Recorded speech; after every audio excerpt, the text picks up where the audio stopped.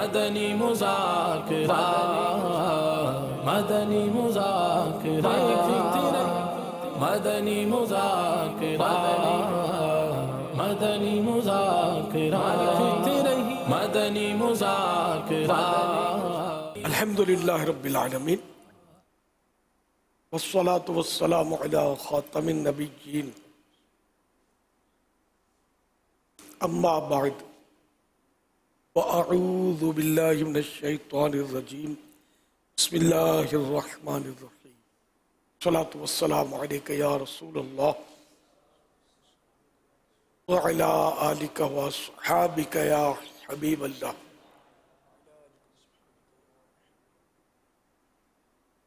الصلاة والسلام علیکہ یا نبی اللہ وعلی آلکہ واصحابکہ یا نور اللہ 1443 ہجری کے ذوالحج شریف کی آج 10ویں رات بڑی رات عید رات ہے جہاد درود و سلام پیج نمبر 4 سے 10 کی مناسبت سے فرمان آخری نبی صلی اللہ علیہ وسلم نمبر 10 جو مجھ پر ایک دن میں 1000 بار درود پاک پڑھے گا وہ اس وقت تک نہیں مرے گا جب تک جنت میں اپنا مقام نہ دیکھ لے صلو علی الحبیب صلی اللہ علی محمد حضور ایک عرض یہ ہے کہ الحمدللہ آج حرمین طیبین میں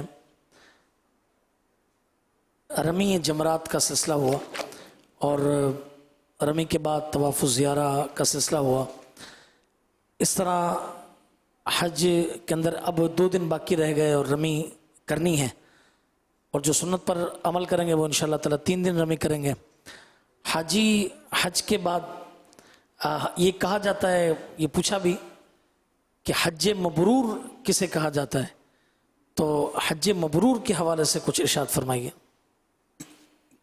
حج مبرور کی یوں تو کئی تعریفات ہیں آسان تعریف یہ کہ جو حج قبول ہو گیا مقبول حج وہ حج مبرور ہے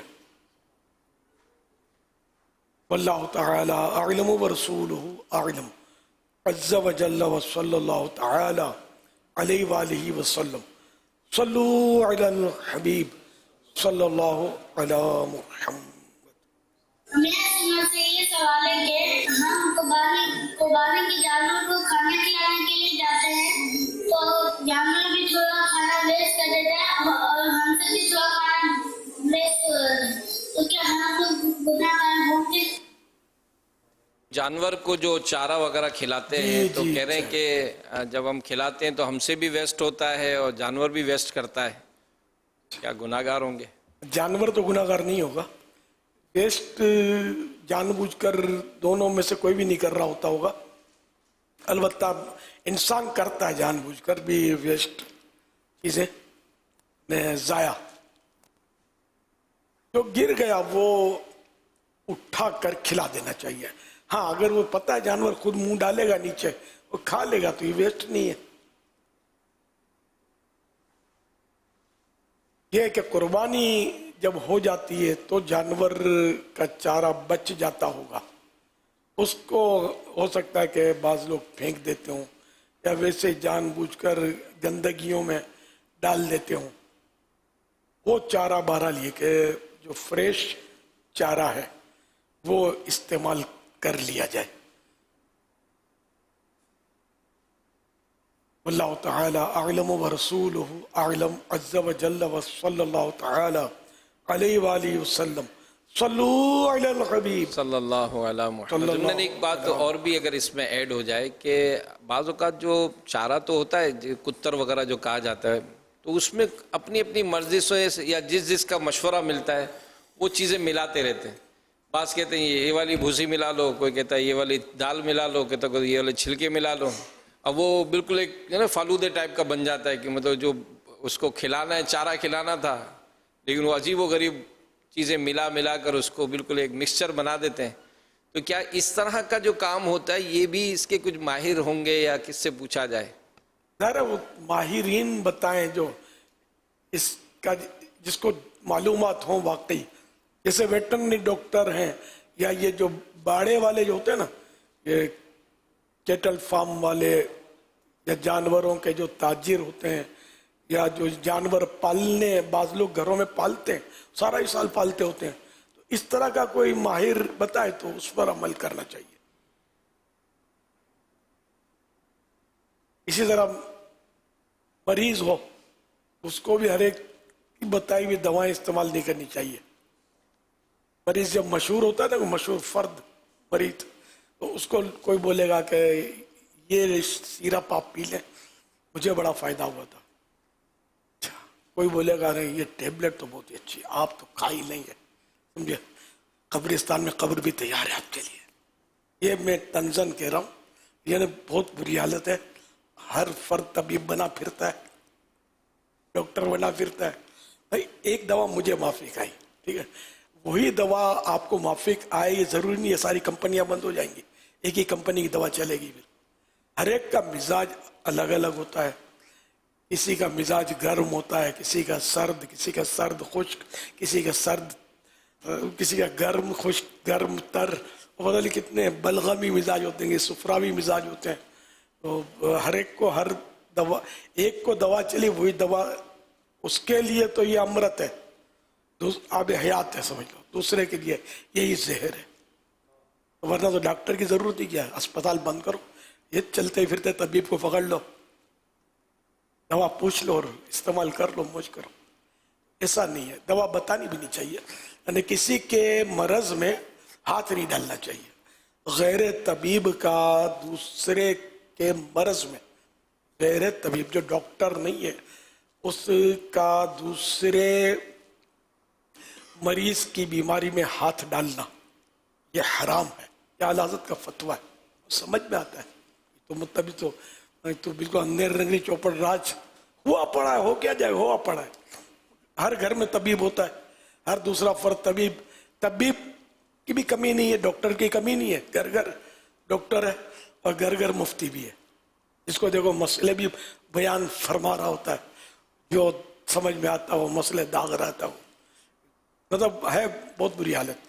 یہ مسئلے بھی اس طرح بغیر معلومات کے جو یہ لوگ بتا رہے ہوتے ہیں نا، یہ بھی حرام ہے، گناہ گار ہو رہے ہیں. کوئی بولے بھی نہ کہ یہ مسئلہ اس کا کیا ہے، بھائی آپ مفتی صاحب سے پوچھ لیں. آپ چھوٹے باپ کے ہو جائیں، داڑھی رکھ لی تو اس کا مطلب یہ کہ ہر مسئلہ بتانا ضروری تو نہیں ہو گیا نا آپ پر. صلو علی الحبیب صلی اللہ علیہ وسلم. اس طرح کی جو آپ کی باتیں ہوتی ہیں، تو کل فیضان مدینہ میں مجھے ایک اسلامی بھائی ملے، کہنے لگے کہ میں میڈیکل کی دکان پہ بیٹھتا تھا، اب وہ مجھ سے ہر جاننے والا جو ہے نا عموماً ڈاکٹر کے پاس نہیں جاتا تھا، یار پیٹ میں درد ہو رہا ہے کوئی دوا دو نا، سر میں درد ہو رہا ہے تو کوئی دوا دے دو. تو کہا کہ پہلے تو ہوتا تھا، پھر میں نے کچھ مدنی مذاکرے سنے تو میں ان کو منع کرتا تھا، بھائی ڈاکٹر سے ہی پوچھو. تو بہت پریشر کرتے تھے، تو کہا میں نے دکان پہ بیٹھنا چھوڑ دیا، ہول سیل کا کام شروع کر دیا کہ یار یہ مانتے نہیں ہیں. تو کہا کہ اب میرے ساتھ مسئلہ یہ کہ کئی محلے میں بیٹھے ہوتے ہیں نا، تو پھر امیر علیہ السلام سے پوچھ رہا تھا کہ میں کیا کروں، کیونکہ وہ پیچھے ہی پڑ جاتے ہیں، اب کوئی تو دوا بتا دو، کوئی تو دوا بتا دو. تو اب ایسے مریضوں کا کیا کریں؟ میں جب وہ حج پہ مجھے تجربہ ہے، حج پہ جاتے ہیں نا تو سوالات کرتے ہیں، کب آئے، کون سی فلائٹ میں آئے، کب تک ہیں، مدینے کب جائیں گے، کہاں ٹھہرے ہیں. یعنی مختلف لوگ سوالات. میں نے وہ لکھ کر الحمدللہ فلاں تاریخ اتنے بجے میری فلائٹ جدہ شریف پر میں اترا اور مکہ شریف کی حاضری سے مشرف ہوا، اور وغیرہ جو بھی میں نے اس وقت کی کرنٹ معلومات. آپ کو تو یاد ہوگا، کارڈ دیکھ کر آدمی پورا پڑھے بھی نہیں، ٹھنڈا ہو جائے گا، یار یہ بولنا نہیں چاہتا. اب میرے سب کو ایک کوئی ضرورت نہیں ہوتی. کہاں ٹھہرے ہیں، تو میں بولا آقا کی گلیوں میں. تو بعض تو خوش ہو جاتے تھے، جھوم جاتے تھے. کوئی سیاڑا ہوتا تھا، بولتا تھا وہ تو صحیح ہے آقا کی گلیوں میں، لیکن گھر کہاں ہے آپ کا. اور سب کو گھر جمع کرنا ہوتا نہیں تھا، گھر دکھا کر کر لیں گے تو رش لگائیں گے اور آزمائش بڑھے گی. اور یہ لکھ کر اگر رکھ لیں نا تو شاید آزمائش کم ہو جائے. یہ مسئلہ لکھا ہوا اس میں اپنے گھریلو علاج وہاں سے لکھ کر لگا یہ لکھ لیں یہ، پھر وہ بڑبڑ کرے تو پھر یہ پڑھ لو، وہ لکھ دے یا تو میں ڈاکٹر نہیں ہوں اور یہ دیکھو مسئلہ ہے اور مجھے آپ کو دوا بتانا آپ کی بیماری کا پوچھ رہے ہیں یہ میرے لیے جائز نہیں ہے۔ اس طرح کے دو جملے لکھ کر دیں گے نا، دکھانا شروع کریں گے تو جان چھوٹے گا۔ لیکن اگر آپ بول کے ہیں، جو بول کا ہوتا ہے نا خود ہی بڑ بڑ بڑ بڑ بڑ کرتا ہو، اس کی تحریر تو یہ لے لیں گے اور یوں جیب میں اپنے رکھ لیں گے اور پھر پوچھیں گے کہ بتاؤ۔ تو میں تو اپنے کارڈ پہ لکھ لیتا تھا کہ پڑھ کے واپس دے دیں، نہیں تو چوم کے رکھ لے تو گیا۔ کچھ سال پہلے نگران شورا کو کچھ پاؤں میں کچھ ڈس بیلنس ہو گیا تو کوئی فریکچر ہو گیا تھا انگوٹھے میں یا کہیں، مطلب خیر وہ میں نے ان کو بھی لکھ کر دے دیا تھا، وہ اب یہ ڈرے ہوئے تھے کہ یار پنچایتیں بہت ہوں گی، یہ کیا ہو گیا کیا ہو گیا کیا ہو گیا، تو وہ لکھ کر دے دیا کہ یوں فریکچر ہوا ہے۔ یہ دیکھ کر پھر آدمی زیادہ سوال جواب نہیں کرتا، لیکن اپنا بھی روب ہونا چاہیے۔ عام آدمی کا روب ہوتا نہیں ہے، وہ بحث تو کریں گے لیکن وہ ایک ہی جواب دے کہ میں آپ کو دوا بتا نہیں سکتا، میں ڈاکٹر نہیں ہوں اور شریعت نے مجھے اجازت نہیں دی۔ اعلیٰ حضرت کا فتویٰ یہ ہے جو میں نے بتایا، وہ گھریلو علاج میں آپ دیکھ لیں، شروع کے صفوں میں یہ مل جائے گا آپ کو، اور یہ بتا دیا کریں۔ جو بھی اس طرح یہ خوف خدا والا کوئی سائیں بھائی ہے کہ جس نے میڈیکل اسٹور سے ہی جان چھوڑا دی، کہ جو آتا ہے بولتا ہے پیٹ کی دوا دے دو اور پیٹھ کی دوا دے دو، تو میں ڈاکٹر تھوڑی ہوں، تو ڈاکٹر جو دوا لکھ دے وہ میں دینے والا ہوں، سب کو دوائیں دے نہیں سکتا میں۔ تو یہ بیچارے نے وہ تنگ اگر یہ کوئی متقی سائیں بھائی معلوم ہوتے ہیں، اللہ ان کے صدقے میری بخشش کرے۔ اور پھر اب یہ انہوں نے ہول سیل کام شروع کیا تو دواؤں کا، تو بیچاروں کی لائن، یہ کوئی لائن سوچتی نہیں ہوگی، اب پھر لوگ تنگ کر رہے ہیں۔ یہاں لوگ پسند کرتے ہیں کہ ڈاکٹر صاحب کہا جائے ان کو، یہ اس طرح کے میڈیکل اسٹور والے اور ان کو لوگ ڈاکٹر صاحب کہہ بھی رہے ہوتے ہیں، اور یہ پھولتے ہوں گے، پھر یہ اندھیرے میں تیر برساتے ہوں گے آر یا پار۔ تو ایسا ڈاکٹر صاحب کہلوانے کا شوق بھی غلط ہے کہ جو خوبی اپنے اندر نہیں ہے اس پر خواہش کرنا کہ اس خوبی کے ساتھ مجھے یاد کیا جائے، اس پر تو عذاب علیم، دردناک عذاب کی وعید آیت مبارکہ ہم سنتے ہیں حافظ صاحب سے، مفتی صاحب سے۔ لا تحسبن الذين يفرحون بما أتوا ويحبون أن يحمدوا بما لم يفعلوا فلا تحسبنهم بمفازة من العذاب ولهم عذاب أليم، کہ وہ لوگ کہ جو اس پر خوش ہوتے ہیں، لا تحسبن الذين يفرحون، جو ان کو دیا گیا اس پہ خوش ہوتے ہیں اور اس بات کو پسند کرتے ہیں کہ ان کی اس پر تعریف کی جائے جو انہوں نے کیا نہیں ہے، تو ان کے بارے میں عذاب علیم سے چھٹکارے کا گمان نہ کرو، یعنی ان کے لیے عذاب علیم ہے۔ عذاب علیم نے دردناک عذاب، غمناک عذاب۔ تو جو خوبی اپنے میں نہیں ہے اور ہم یہ چاہیں، پسند کریں کہ ہمیں اس خوبی کے ساتھ لوگ یاد کریں، تو خود اپنے طور پر کوئی کہتے ہیں اور ہم نہیں چاہتے، کوئی کہتے ہیں وہ ایک الگ ہے۔ ہم چاہیں کہ ہمیں لوگ فلاں خوبی یا کسی خوبی سے، اس خوبی سے یاد کریں جو ہمارے اندر نہیں ہے، اور ہم خوش ہوتے ہیں اس سے، چاہتے بھی ہیں ایسا ہو۔ یہ دردناک عذاب اس پر ایسا مطلب چاہنا حرام ہے، جہنم میں لے جانے والا کام ہے۔ لیکن یہاں تو جس کو دیکھو مطلب کیا کیا لوگ بول رہے ہوتے ہیں اور یہ خوش ہو رہا ہوتا ہے۔ خوش نہ ہونا یہ اپنی جگہ پر درست ہے کہ خوش نہ ہو، اب لوگ کہتے ہیں مانتے نہیں، وہ اب کیا کرے اس میں آدمی۔ صلو علی الحبیب صلی اللہ علی محمد۔ پیارے امیر اہل سنت، گزشتہ مدنی مذاکرے میں قربانی کے جانوروں کے نام رکھنے کے حوالے سے آپ نے رہنمائی فرمائی تھی، اور یہ بھی ارشاد فرمایا تھا کہ مقدس نام نہ رکھے جائیں، تو اس میں مزید اس حوالے سے بھی رہنمائی فرما دیں کہ اگر نام رکھے جائیں تو کس طرح کے نام ہوں، وہ نام بھی آپ عطا فرما دیں، جزاک اللہ خیر۔ مقدس نام کے تعلق سے میں نے یعنی شرعن منع نہیں ہے، میں نے اپنی ایک لوجک بیان کی تھی، حکمت، کہ اس میں پھر مزہ نہیں آئے گا کہ ایک مقدس نام رکھ لیا اور پھر جیسے آپ کا ہی کوئی مطلب یعنی کہ آپ کے استاد ہوں، اس کا نام مثلا الیاس ہو، اور آپ جوش میں آ کر اپنے بیل کا نام الیاس رکھ لیں. تو اب وہ جب بھائی الیاس تو پھر اس کے ساتھ لفظ بولے کب کٹے گا. اچھا اس کو گرا رہے ہیں بھائی. ابھی اس طرح آپ کو میں نے مثال وہ چبھتی ہوئی تھی نا تو مزہ نہیں آیا نا. تو یوں مطلب نام ہی اس کے چاند سورج درخت شجر پھول پھل اس طرح کے جو بھی نام ہو نا اس طرح کے میں نے پوری ایک لسٹ بنائی تھی ابھی 2-3 دن پہلے. تو ہاں یہ جی یہ میری رائٹنگ ہے. یہ اس کو وائرل نہیں کیا میں نے, حاجی امین کو بھیجا تھا. ماشاءاللہ یہ رہنمائی کے لیے یہ اس میں سے کوئی نام اگر چاہیں تو چن لیں یا اور کوئی نام رکھ لیں. اپنی چیزوں کے نام رکھنا سنت ہے. سنت کی نیت سے ثواب کی نیت سے رکھے جا سکتے ہیں نام. جی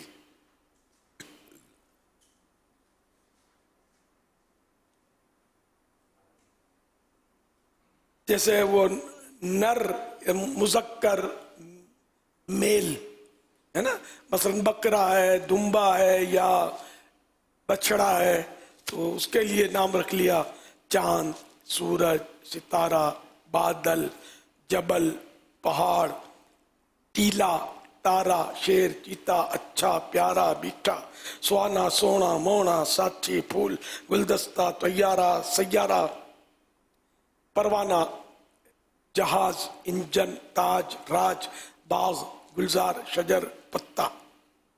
اور گائے ہے یا بکری ہے دمبی ہے شبنم تبسم میٹھی اچھی پیاری دلاری لاڈلی صبا ندا ردا سہانی سونی مونی ساتھن پھولن راحت خوشی مسرت دولت حنا راعنا اتلی ناز نزہت دامن خرمن شاخ ٹہنی.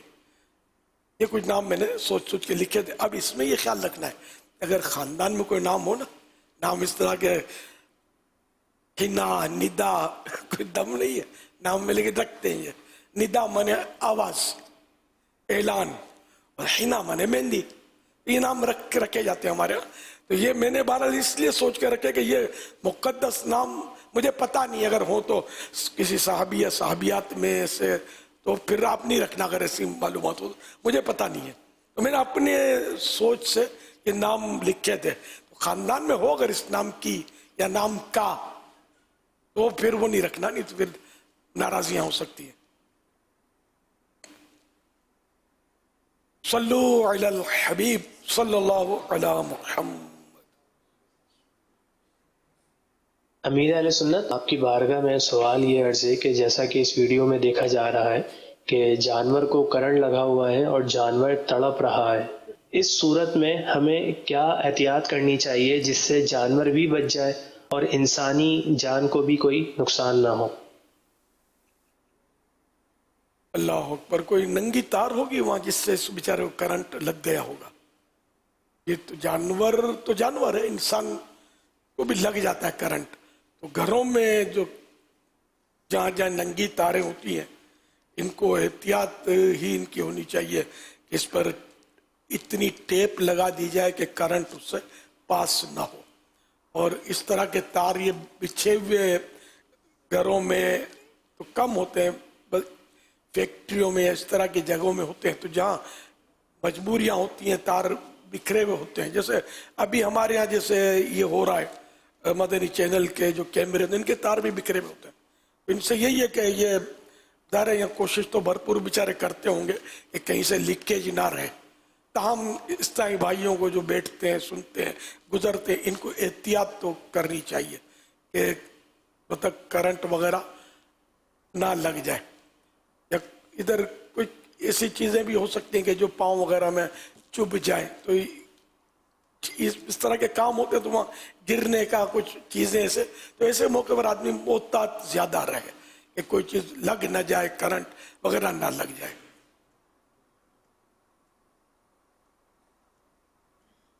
واللہ تعالی اعلم ورسولہ اعلم عز وجل صلی اللہ تعالی علیہ وآلہ وسلم صلو علی الحبیب صلی اللہ تعالی علی محمد صلی اللہ علیہ وسلم۔ SMS کے ذریعے سوال آیا ہے کہ کیا تکبیر تشریق عورت پر بھی واجب ہے؟ نہیں، پڑھ لے تو بہتر ہے، اپنے گھر میں ہی پڑھے گی نماز تو بہتر ہے، لیکن واجب نہیں ہے۔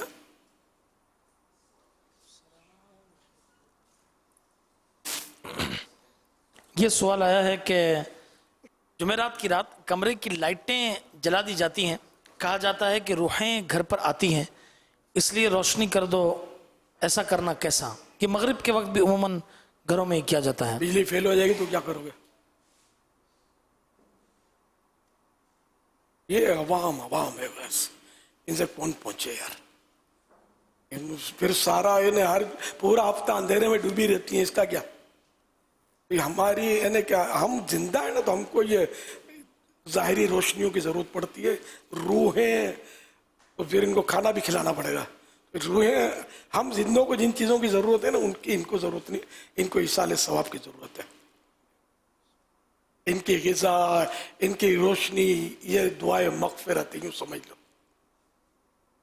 ویسے ہی بالکل اگر اس طرح کوئی بھی نہیں ہے اور بتی اس لیے جلا کر چلے گئے کہ روح آئے گی اجالے میں کچھ کرے گی، تو یہ تو ذرا اسراف ہوگا، مال ضائع ہوگا نا، کرنٹ ویسٹ ہوگا۔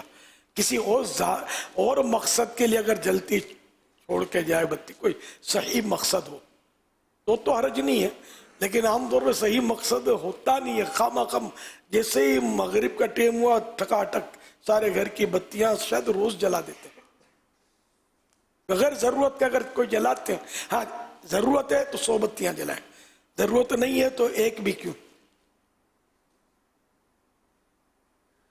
تو جتنی ضرورت ہے اتنا یہ لائٹ مطلب یہ بجلی استعمال کی جائے، کیونکہ اس میں پیسے لگتے ہیں۔ صلو علی الحبیب صلی اللہ علی محمد۔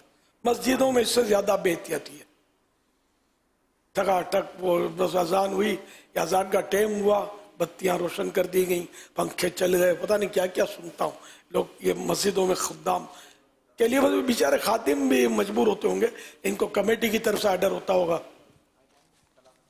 جتنے نمازی آئیں وہ اپنے حساب سے ایک پتہ ہونا چاہیے کہ کتنی دیر میں مسجد کہاں تک صفیں بھرتی ہیں، تو اتنی بتیاں پنکھے وہ بھی ضرورت ہے، جو آتے جائیں تو روشن کرتے جائیں۔ بڑی رات کو لوگ زیادہ آتے ہیں تو یوں بھلے وہ زیادہ بتیاں روشن کر دی جائیں حسب ضرورت، اس کے علاوہ مطلب یعنی کہ بغیر ضرورت کے نہیں۔ صلو علی الحبیب صلی اللہ علی محمد۔ امیر علیہ سنت داماد برکاتہم العالیہ کی بارگاہ میں عرض ہے، ہم نے سنا ہے کہ جنات بھی مسلمان ہیں، اگر ہیں تو ان پہ بھی کیا قربانی واجب ہے؟ اگر ہے تو اس کے بارے میں کچھ ارشاد فرما دیجیے۔ سورہ جن ہے قرآن کریم میں، اس میں مسلمان جن صحابہ کا تذکرہ کوئی نے تلاوت سنی اور سرکار صلی اللہ علیہ وسلم سے قرآن سنا اور ایمان لے آئے، اور اس جگہ پر مکہ شریف میں مسجد جن شاید آج بھی قائم ہے، مسجد جن ہے نا، تو مکہ شریف جاتے ہیں ان کو زیارت ہو سکتی ہے، ہم نے بھی کئی بار زیارت کی ہے، بالکل یعنی کہ نمایاں جگہ پر ہے وہ مسجد۔ البتہ یہ کہ قربانی اگر واجب ہو گئی جن پر، پروگرام کیا ہے ذبح کرنے کی، ہے ترکیب کوئی؟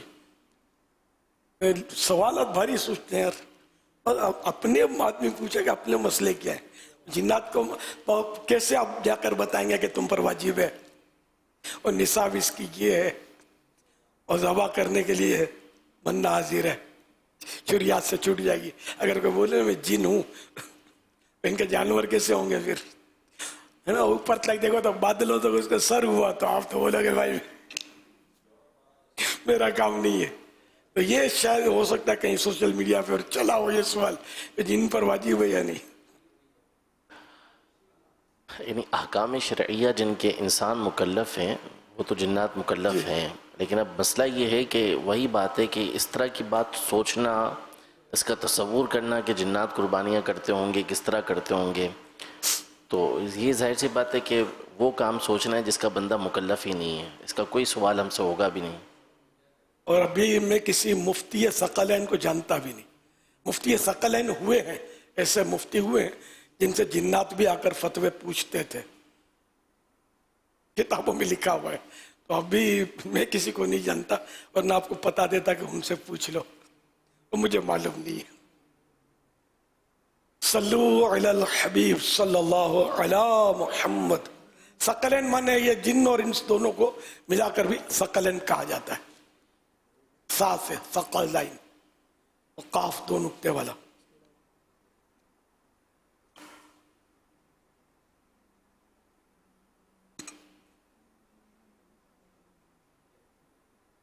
میرا سوال حضرت صاحب سے یہ ہے کہ ہم قربانی کے لیے جانور لینے جاتے ہیں تو ہمیں کوئی نقصان نہ ہو اور اچھا جانور مل جائے، تو اس کے لیے کوئی وظیفہ ہے تو بتا دیجئے، جزاک اللہ خیر۔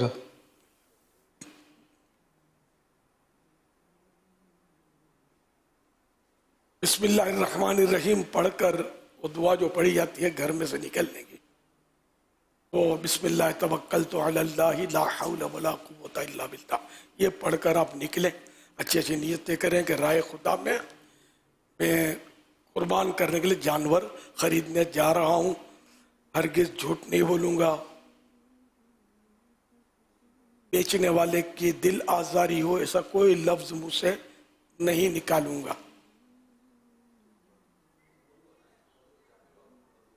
اور بارگیننگ میں بھی کوئی ایسی مطلب چالاکیوں والی جو حرکتیں ہوتی ہیں جو جھوٹ میں ڈال دیتی ہیں، ایسی حرکتیں نہیں کروں گا۔ وارا آیا کم زیادہ کراؤں گا، میں کم زیادہ کرانا صحیح ہے، لیکن جھوٹ اس میں یوں بولتے ہیں کہ ادھر تو اتنے کا مل رہا تھا میں چھوڑ کے آیا ہوں،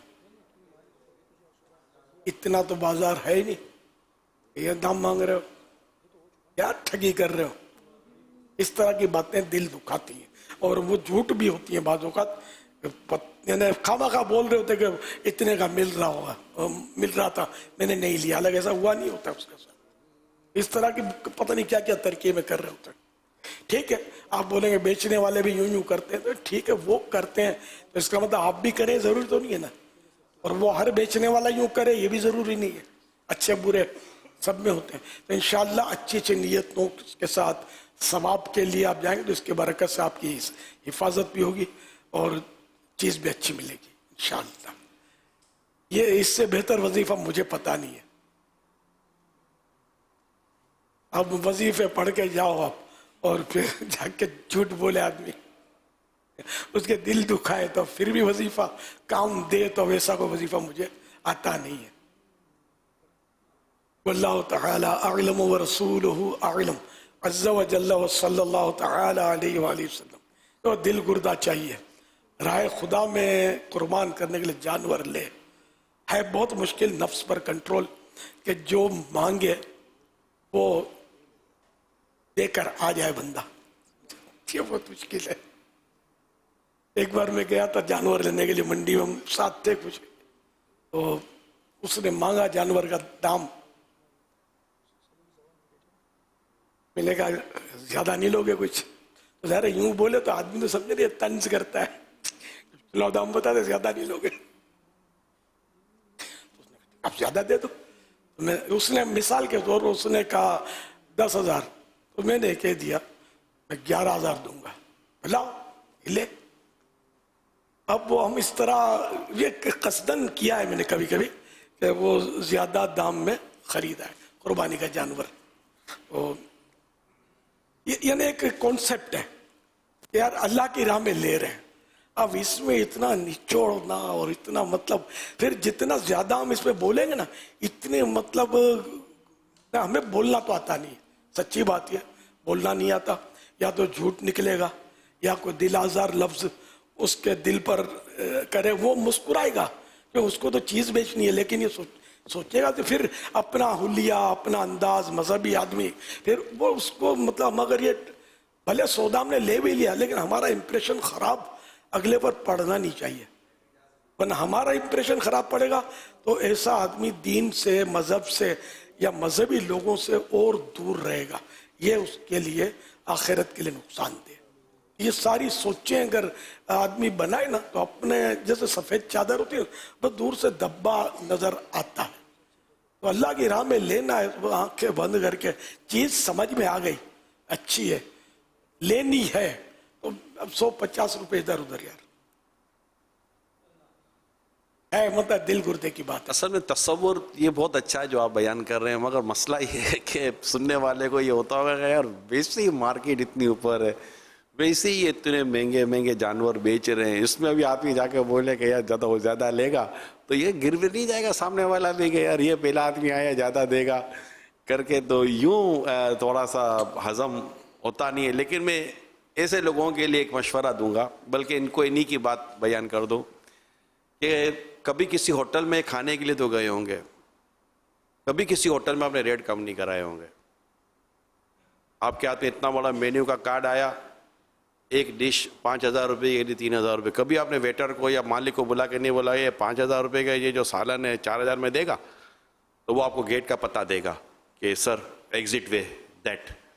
اسی طرح جو لوگ برانڈ چیزیں خریدتے ہیں، برانڈیڈ، یہ پتہ ہوگا جن کو میں کہہ رہا ہوں، کبھی برانڈیڈ چیزیں آپ خریدنے گئے کبھی آپ نے ریٹ کم نہیں کرایا، بلکہ ریٹ کم کرانا اکلتا ہی نہیں ہے کہ یار یہ بے عزتی ہو جائے گی اپنے ریٹ کم کرائیں گے تو کئی جگہوں پر ریٹ کم نہ کرانے والی طبیعت پائی جاتی ہے معاشرے میں، اور ہم میں بھی پائی جاتی ہے. یار مثلا موقع مل حج کے تعلق سے اعلیٰ حضرت کا یہ فتویٰ ہے کہ حج کے لیے جو خریداری کرے تو اس میں ریٹ کم نہ کروائے، یہ افضل ہے نا.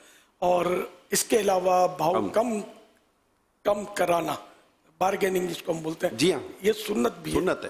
ہاں مفتی احمد یار خان رحمۃ اللہ علیہ مرآت المناجی میں لکھتے ہیں کہ تاجر کی منہ مانگی قیمت نہ دینا بلکہ اس سے طے کرنا، کچھ کم کرانا سنت ہے.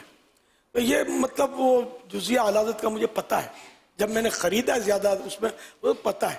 لیکن میں یوں کہ یار یہ اللہ کی راہ میں قربانی ہم دے ہی رہے ہیں تو جس سے خرید رہے ہیں اس کو یار خوش کر کے نہ لیں. ابا وہ جو میرا کانسیپٹ ابا وہ جو حدیث ہے، باقی ہر چیز میں ایسا کرنا نہیں مطلب ضروری، ہر چیز میں نہیں کرتا میں اس طرح.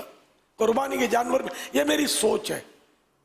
رسول پاک صلی اللہ علیہ وسلم کی وہ جو حدیث ہے، دین و نصیحہ، دین خیر خواہی کا نام ہے، اور جن صحابی نے وہ روایت بیان کی، مجھے یاد پتہ ہے شاید مفتی صاحب کنفرم کر دیں، حضرت جابر رضی اللہ تعالیٰ عنہ، حضرت جریر رضی اللہ تعالیٰ عنہ بن عبداللہ، اور انہوں نے 300 روپے کا شاید جانور 800 روپے میں لیا نا، ایسی کچھ روایت ملتی ہے. جی بڑا کر اس کی شرح میں مفتی احمد یار خان نعیمی علیہ رحمٰن نے اس حدیث پاک کی شرح میں ان کا واقعہ بیان کیا ہے.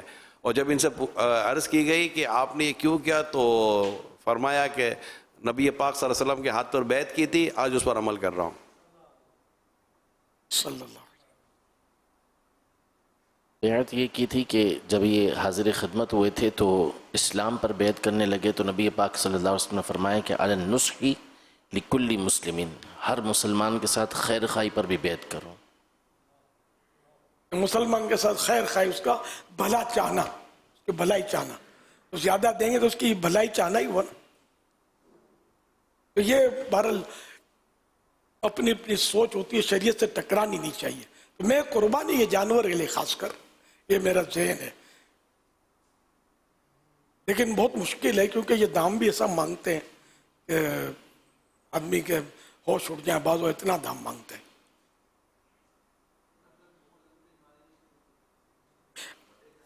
بعض جگہ جانوروں کے ریٹ فکس ہوتے ہیں، جیسے کہ حج میں، مینا شریف میں، اور وہاں جو جانور ہوتے ہیں تو 400 ریال، 500 ریال، 800 ریال پورے لاٹ ہوتے ہیں. غالباً اس میں بہت چھانٹی کر کے لینا ہوتا ہے. اس وقت تو یہ تھا، اب پتہ نہیں آج کل کیا ہے. اسی دور میں گیا ہوں مینا شریف میں، تو جانوروں کے اس میں ایک ہی طرح کے مطلب لاٹ ہوتے ہیں. ہماری جو یہاں کا انداز ہے جانوروں کا، وہاں وہ نہیں ہوتا ہے. کان کٹا ہو کچھ بھی ہو تو ہاذا کامل، یہ جملہ آتا ہے ان کو، یہ کامل ہے، یعنی یہ کمپلیٹ ہے.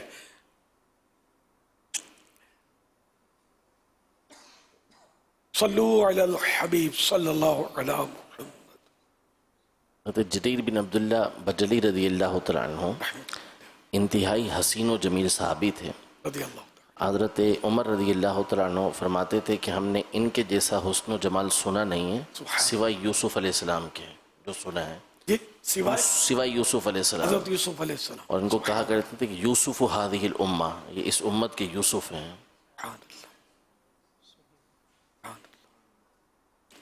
رضی اللہ تعالیٰ عنہ. اور یہ وہی صحابی رضی اللہ تعالیٰ عنہ ہیں جو فرماتے ہیں کہ جب بھی نبی پاک صلی اللہ علیہ وسلم مجھے دیکھا، میں نے نبی پاک صلی اللہ علیہ وسلم کو دیکھا تو مسکراتے ہوئے دیکھا.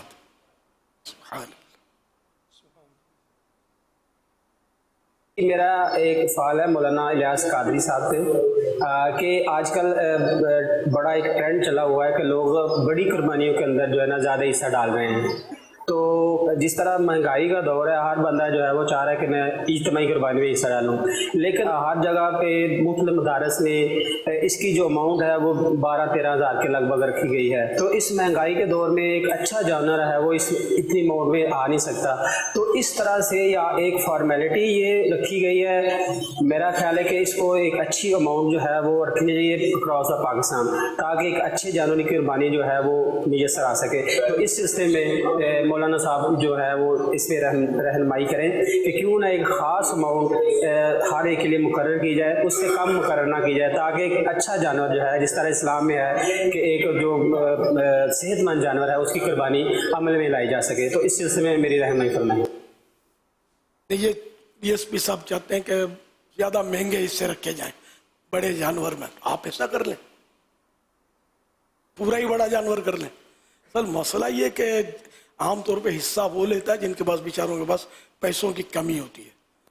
تو جانور اگر شرائط کے مطابق پورا ہے تو اس میں اگر کم دام میں کوئی قربانی کرتا ہے تو اس کی قربانی ہو جائے گی. اب اگر کسی کو جیسے واقعی بڑے جانور کے حصے خوبصورت قیمتی کرنے ہیں، یہ اچھی بات ہے، خوش دلی سے کرتا ہے تو ثواب کا حقدار ہے.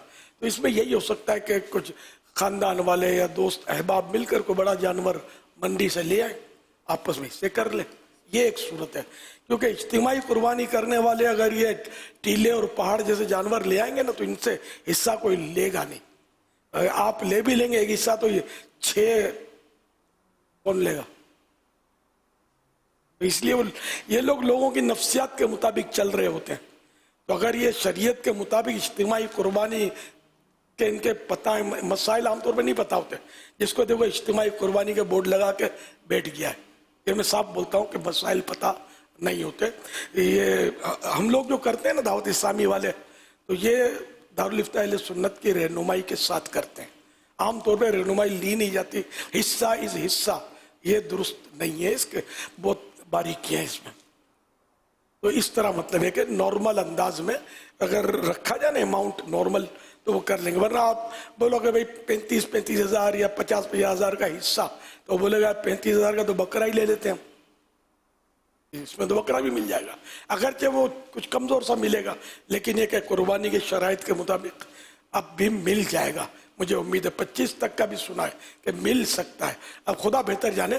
تو یہ کہ یہ جو کر رہے ہیں اجتماعی قربانی، تو یہ نارمل دام رکھتے ہیں، تو یہ بھی درست ہے.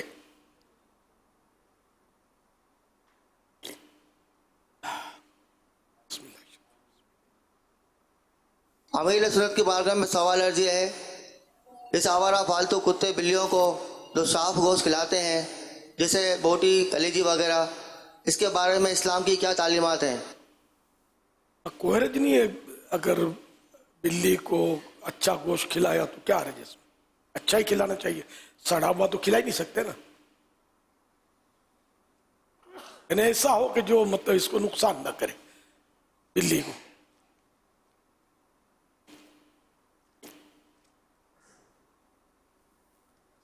امیر سنت کی بارگاہ میں میرا سوال ہے، جس جانور کی پیدائشی دم نہ ہو کیا اس کی قربانی جائز ہے؟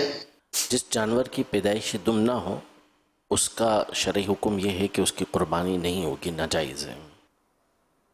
کوئی 1-1.5 منٹ کی ایسی بات کی جا سکتی ہے کہ ہم جتنے بھی یہ گوشت فروش ہوں اب ان کے موبائل میں بھیج دیں کہ کل پرسوں ترسوں تینوں دن، کیا مطلب کریں احتیاط؟ ابھی بھی چند جگہوں پر جیسے کہ ابھی ہم جوہر ٹاؤن میں سن رہے تھے، دیکھ رہے تھے، ایسا لگتا ہے کہ انہوں نے ماشاءاللہ گوشت فروشوں کو بھی مدنی مذاکرے میں شرکت کی، ان کو بھی سعادت حاصل ہو رہی ہے، اور بھی مختلف مقامات پر ہو سکتا ہے اجتماعی قربانی کے تعلق سے اسلامی بھائیوں نے جمع کیا ہو، تو کوئی ایسا مطلب کہ ان کے موبائل میں چلا جائے کہ بیٹا یہ مت کرنا جانور کے ساتھ 1-1.5 منٹ، بہت جو ہو رہا ہوتا ہے آپ کو تو خیر بہت پتہ ہے، وہ کم از کم اس پر اکتفا کر لو.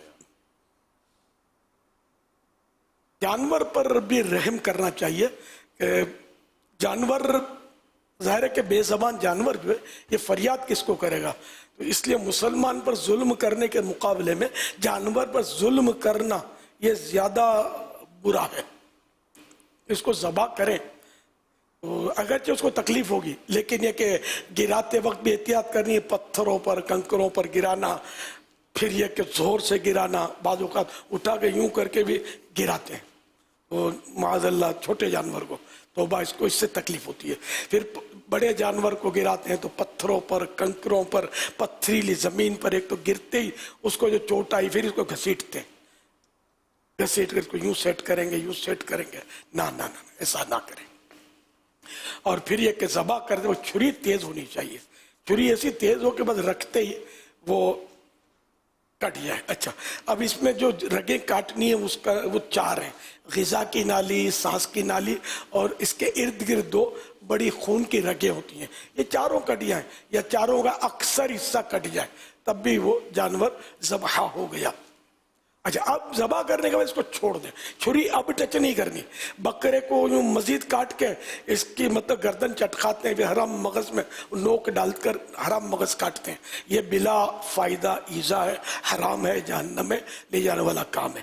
اسی طرح گائے کی، بڑے جانور کی کوڑی کرتے ہیں، اور اس کو مطلب یہ دیکھیں ابھی تڑپ رہی ہے، کٹی تڑپ رہی ہے اور اس کی کھال زندہ اس کی گردن کی کھال ادھیڑتے ہیں، اور پھر اس میں مطلب ہے کہ چھری گھونپ کر اندر سے دل کی رگیں کاٹتے ہیں، کوڑی کرنا کہتے ہیں اس کو یہ لوگ.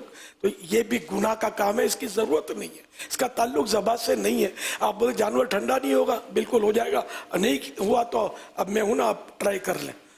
آپ بولے کہ جلدی نہیں ہوگا، تو جلدی تو اس میں ایسی جلدی کیا ہے، تو وہ 1-2 منٹ زیادہ لے لے گا. بعض بہت شاندار جانور ہوتے ہیں اس کو دیر لگتی ہے ٹھنڈا ہونے میں. اس میں ہمیں عبرت حاصل کرنی ہے کہ کمزور مریض جو ہوگا اس کی روح شاید جلدی نکل جائے گی، لیکن جو تازہ تگڑا ہوگا نا اس کی روح تکلیف سے نکلے گی، آہستہ آہستہ نکلے گی، جلدی وہ دم توڑے گا نہیں. تو بہرحال یہ کہ ہمارے لیے تو ہر معاملے میں عبرت ہے، یہ کرنا ہے. پھر اونٹ کو بھی 3 جگہ سے وہ کاٹتے ہیں، سنا 7 جگہ بھی بعض اوقات غالباً لوگ کاٹتے ہیں، یہ بھی ایذا بلا فائدہ، یہ بھی گناہ کا کام ہے. اس لیے کہ وہ جانور اونٹ ہے، اس کو نہر کرنا سنت ہے. اگر کسی نے ذبح کر دیا ایک جگہ سے، گناہگار نہیں ہے اونٹ کو، یہ نہر سے پہلے صرف ذبح ہی کیا، سنت پر عمل نہیں کیا اس نے، لیکن گناہگار نہیں ہے. اور 3 جگہ سے اس کو بیچارے کو تڑپ رہا، اس کو ادھر سے کاٹا، پھر اس فاصلے سے کاٹا، اس کی حاجت کیا ہے؟ بغیر ضرورت کی یہ بھی گناہ کا کام ہے. اس طرح جانوروں پر آپ رحم کریں گے، جانوروں کو پیدا کرنے والا پروردگار آپ پر رحم کرے گا اور آپ کو جنت میں داخل کر دے گا. اللہ ہم سب کو ایک دوسرے پر بھی رحم کرنے اور جانوروں پر بھی رحم کرنے کی توفیق بخشے. اور یہ خالی قربانی کے لیے نہیں ہے، یہ مسائل جب بھی آپ جانور ذبح کریں، جب بھی جانور کو ہکائیں، اب کان کھینچ کے بکری کو چلاتے ہیں نا، اس کی بھی حدیث شریف میں ممانعت ہے. گردن سے یوں پکڑ کے ادھر جو ہوتا اس کو ضرورت پر آدمی چلائے، یہ حدیث میں یہ ہم کو مطلب ہدایت دی گئی ہے. بے زبان جانور پر رحم کیجئے اور رحم کے حقدار بنیے. صلو علی الحبیب صلی اللہ علی محمد. یا رسول اللہ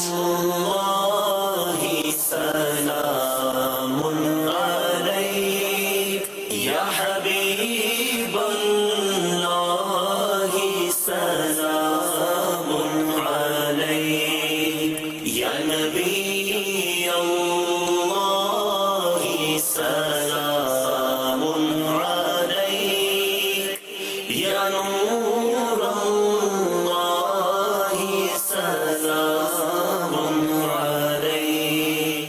صلی اللہ علیہ وسلم، صلی اللہ علیہ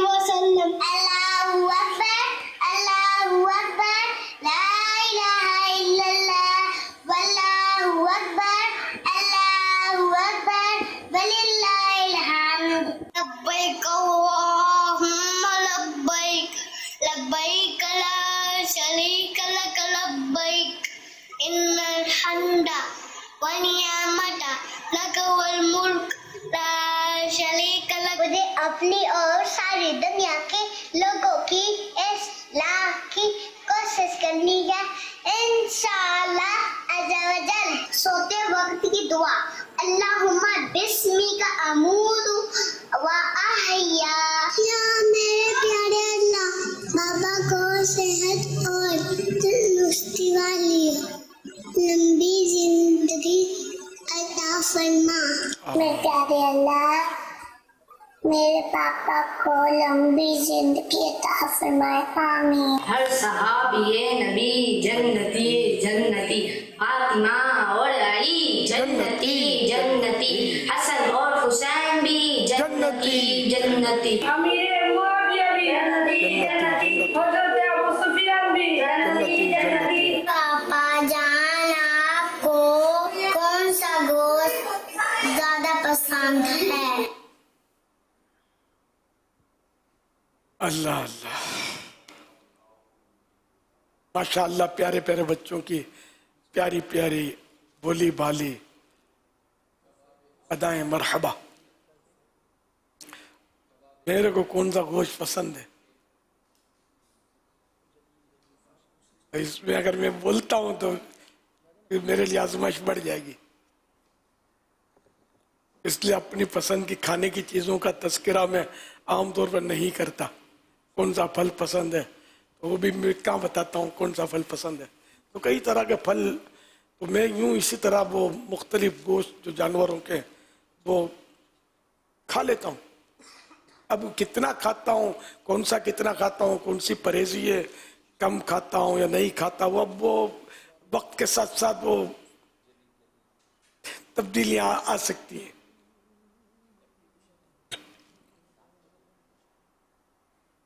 صلو علی الحبیب صلی اللہ علی محمد. اعلیٰ حضرت نے بھی اس کا کوئی تذکرہ تو کیا ہے کسی کباب کا؟ اب وہ کباب کہاں ملے اپنے کو؟ جلی جلی ان کی بو سے پیدا ہے سوزش عشق چشم والا، کباب آہو میں بھی نہ پایا مزہ جو دل کے کباب میں ہے. اب وہ چھوٹے بڑے کے دل کے کباب آنے شروع نہ ہو جائے تو میں وضاحت کر دیتا ہوں دل کے کباب کس کو بولتے ہیں. کباب آہو، آہو بولتے ہرن کو، اور ہرن کا گوشت بہت لذیذ مانا جاتا ہے. یعنی کہ ہرن کے گوشت کے کباب سے بھی زیادہ لذیذ کباب اس دل کے کباب ہیں جو عشق رسول میں جل بھن کر کباب بن جائے. تو یہاں یہ محاورہ ہے کہ دل کے کباب میں کہ پیارے آقا صلی اللہ علیہ وسلم کا اتنا عشق رچ جائے، میرے دل میں اتنی عشق کی آگ سلگتی رہے کہ میرا دل جو ہے وہ عشق رسول کی آگ میں جل بھن کر کباب بن جائے. اس کا لطف جو ہے نا، ایسا لطف دنیا کے کسی کباب میں اور کسی گوشت میں نہیں ہے. نعت خوان سے سنتے ہیں. سے اس کی پیدا ہے سوزش عشق چشم والا، جلی جلی بو سے اس کی پیدا ہے سوزش عشق چشم والا، کباب آہو میں بھی نہ پایا مزہ جو دل کے کباب میں ہے. کباب آہو میں بھی نہ پایا مزہ جو دل کے کباب میں. الوحيدة افطاری بات کر رہا ہوں کراچی کے علاقے صدر سے۔ جیسا امیر علیہ سنت نے بھی ارشاد فرمایا کہ ذبح کرنے کے بعد جو ہے وہ جب تک جانور ٹھنڈا نہ ہو جائے تو اس کو ہاتھ نہ لگانے دیا جائے تاکہ جانور پر ظلم کی کوئی صورت ہی نہ بن سکے۔ کیا اس کی ایک صورت یہ ہو سکتی ہے کہ جیسے قصاب کو عمومی طور پر چائے وغیرہ پلائی جاتی ہے تو ان کو جو ہے وہ ترکیب کے ساتھ جیسے وہ ذبح کریں تو ان کو چائے پیش کر دی جائے تو پھر وہ نارمل ہو جائیں گے اور چائے پینے تک جو ہے وہ جانور بھی ٹھنڈا ہو جائے گا؟ اصل مسئلہ یہ کہ ہاتھوں میں کھجلی ہوتی ہے بعضوں میں۔ ایک تو آپ چھری تو لے ہی لیں اس کے ہاتھ سے ذبح کے بعد، لیکن یہ پھر یہ ہاتھ سے اس زخم کی جگہ کو کٹے ہوئے گلے کو یوں کر کے خون نکالتے ہیں، یہ بھی ظلم ہے۔ اس کو تکلیف، آپ کو زخم لگے کوئی انگلی گھونپے اس میں کتنی تکلیف ہوگی، تو یہ ایک مصیبت ہے۔ تو چائے کا پیالہ تو آپ دیں گے تو گرم ہوگا نا، تو ٹھنڈا ہونے کے لیے رکھے گا یہ، اور یہ پھر یوں اس کو ہاتھ بھی نہیں لگانے دینا ہے۔ اور اب اگر چائے پلاتے ہیں تو ویسے تو عرف تو ہے چائے پلاتے ہیں، لیکن اب یہ کہ کیا رشوت میں تو نہیں جائے گا؟ یہ اس لیے کہ یہ اپنی حرکت سے باز ہے، اس کو منہ میں چائے ڈال دو اس کے، عرف تو ہے چائے پلانے کا، لیکن خاص اس وقت کہ جیسے چھری برائی چائے حاضر ہے۔ ویسے ہی پلانے کا عرف ہے، اس میں اچھی نیت اور کر رہا ہے کہ اس میں جانور کو تکلیف نہ پہنچے۔ جی، جانور کو تکلیف نہ پہنچائے یہ نیت کر کے اس کو چائے پیش کر دیں، لیکن پھر بھی ہاتھ نہیں لگانے دینا۔ چائے گرما گرم ہوگی نا، ٹھنڈی دو گے تو پھر بولے گا گرم کر کے لاؤ، جب تک وہ اپنا کام کر لے گا آپ گرم کروانے کے لیے جائیں گے تو چائے بھی پلائیں اور اس کو مطلب ہاتھ بھی نہ لگانے دیں، اور نرمی سے سمجھائیں، سختی بھی نہیں کرنی ہے۔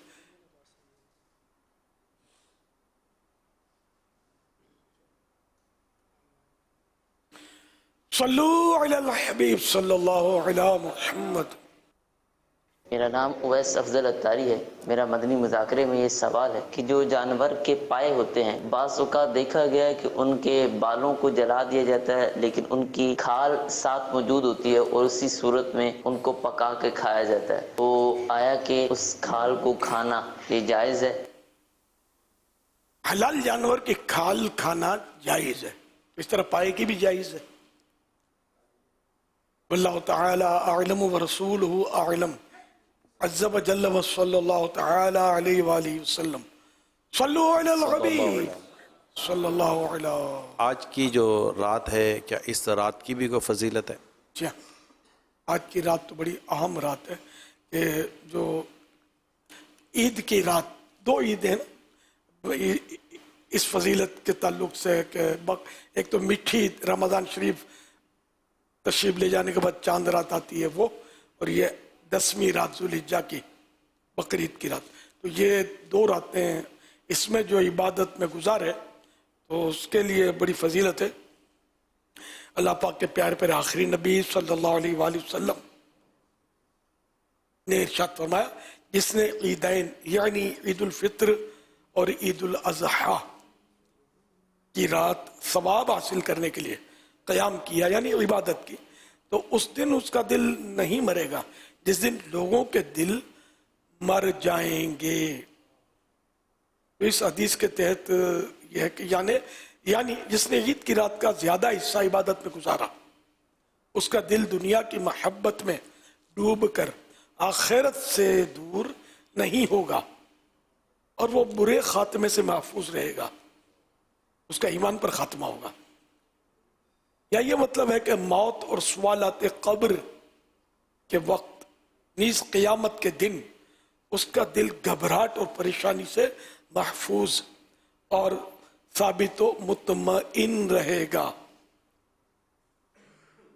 بعض علماء کرام فرماتے ہیں عید کی رات عشاء اور فجر کی نماز جماعت کے ساتھ پڑھنے سے بھی یہ فضیلت حاصل ہو جائے گی۔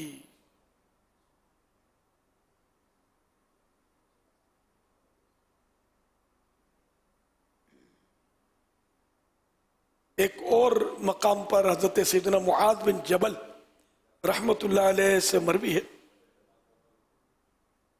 جو 5 راتوں میں شب بیداری کرے یعنی رات جاگے عبادت کرے اس کے لیے جنت واجب ہو جاتی ہے۔ ذوالحجہ شریف کی 8ویں 9ویں اور 10ویں رات इसी तरह इस तरह 3 रातें तो ये हुई, और चौथी ईद उल फित्र की रात 5वीं, शाबानुल मुअज़्ज़म की 15वीं रात यानी शब बराअत। सल्लू अलल हबीब सल्लल्लाहु अला मुहम्मद। ईद के वजीफे का भी सवाल आया है, वो भी अगर इरशाद फरमा दें। 300 बार ईद के दिन सुभान अल्लाह व बिहम्दिही पढ़े, और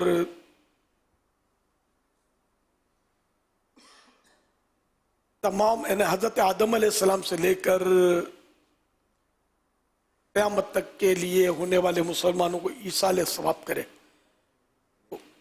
जब सबके कब्रों में अल्लाह पाक 1000 अनवार यानी 1000 नूर दाखिल फरमाएगा, और जब ये पढ़ने वाला खुद दुनिया से जाएगा तो उसकी कब्र में भी 1000 अनवार दाखिल होंगे।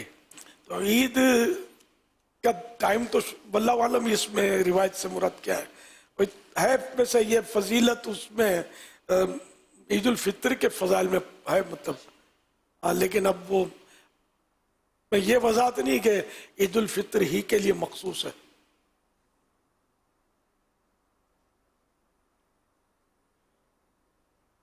हाँ, तो पढ़ने में तो खैर नेक काम है ये। तो सुबह सादिक जब हो तो उससे लेकर ईद के दिन सूरज डूबने से पहले पढ़ दिए तो इंशाअल्लाह उम्मीद है कि सवाब तो मिलेगा इंशाअल्लाह। लामा साहब ने सवाल आ कि जिहदे सिर ते कर्जा होवे क्या ਉਹਦੀ कुर्बानी कबूल होवेगी कि नहीं? अल्लाह अल्लाह, अब कर्जा कितना ये तो बयान नहीं किया ना। बाज़ वक़्त कर्जा इतना होता है कि कर्जा देने के बाद भी वो साहिब निसाब रहता है, तब तो कुर्बानी इस पर वाजिब है, उसको करनी ही पड़ेगी, और नहीं करेगा तो गुनाहगार होगा। वाजिब अदा करे तो सवाब तो मिलेगा इंशाअल्लाह, कबूल भी है। अब ये कि जिस पर कर्जा है, अब कुर्बानी का भी दिल करता है, कर्जा अदा करे या कुर्बानी करे।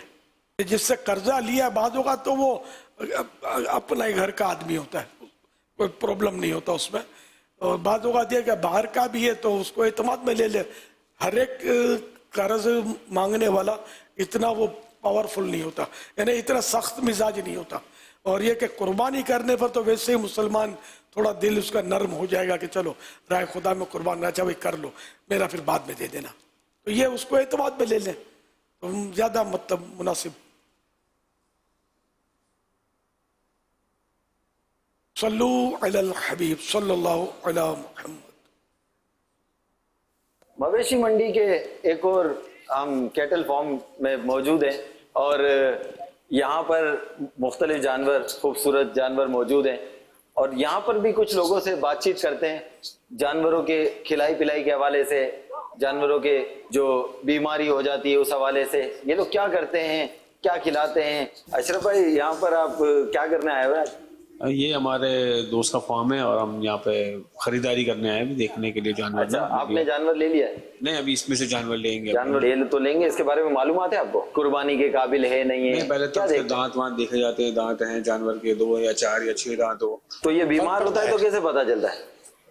यार देखिए, जानवर थोड़ा सुस्त हो जाता है या कोई ऐसी वो पता चलता है कि यार थोड़ा सा सुस्त हो रहा है तो फिर इसको दिखा लेते हैं किसी डॉक्टर को। अच्छा, और वैसे नॉर्मली ये जानवरों को क्या बीमारी हो जाती है? खुर की बीमारी भी आती है। अच्छा। सही है, उसके अंदर भी वो मट्टी का तेल यूज होता है और उसकी लाल दवाई यूज होती है।